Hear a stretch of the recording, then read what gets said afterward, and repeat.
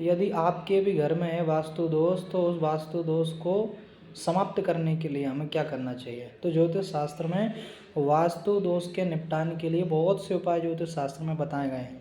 उनमें से कुछ उपाय मैं आपको बता रहा हूँ, आप लिख लेना और उन उपायों का आप पालन करना। इससे निश्चित ही आपके घर में जो वास्तु दोष है वो समाप्त हो जाएगा। यदि हमारे घर में वास्तु दोष होता है तो हमें कई प्रकार की परेशानियों का सामना करना पड़ता है। और दूसरी बात तो ये है कि यदि हम खुद का स्वयं का घर यदि बनाते हैं तो पहले से ही वास्तु दोष का निवारण हम करके रखते हैं अपने हिसाब से।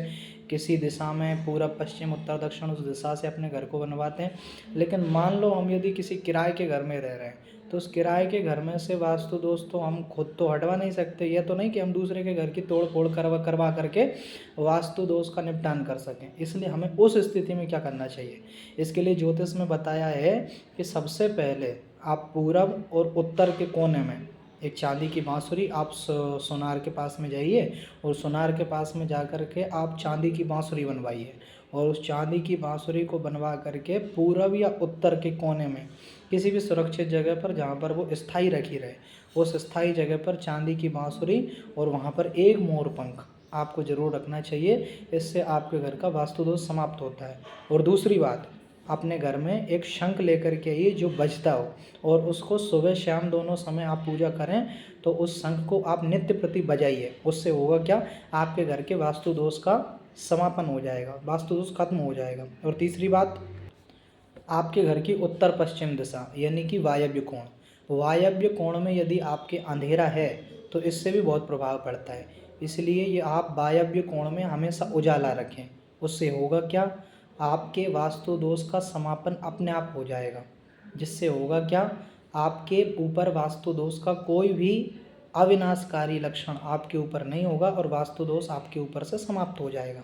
और तीसरी बात, मुख्य द्वार पर आप हमेशा दीपक जलाएं। संध्या का समय होवे, गोधूली बेला होवे, आप भगवान की पूजा करें, उस स्थिति में आप एक दीपक, घी का दीपक हो और आपके पास में घी का अभाव हो तो तेल का दीपक आप नित्य प्रति अपने घर के मुख्य द्वार पर रखें। जितना आप अपने घर के मुख्य द्वार को स्वच्छ रखेंगे, साफ रखेंगे, उतना ही प्रभावशाली आपके लिए रहेगा। जितना आप घर के मुख्य द्वार की स्वच्छता रखेंगे, भगवान श्री लक्ष्मी नारायण आपके घर में सुव्यवस्थित ढंग से आपके घर में प्रवेश करेंगे और घर में धन की उन्नति भी रहेगी। कई लोग कहते हैं ना कि हमारे घर में पैसा तो बहुत आता है लेकिन टिकता नहीं, उसका कारण एक यही है, आपके घर के मुख्य द्वार पर हमेशा सफाई होनी चाहिए। और सप्ताह में एक बार नमक और फिटकरी का पोंछा जरूर अपने घर में लगाएं।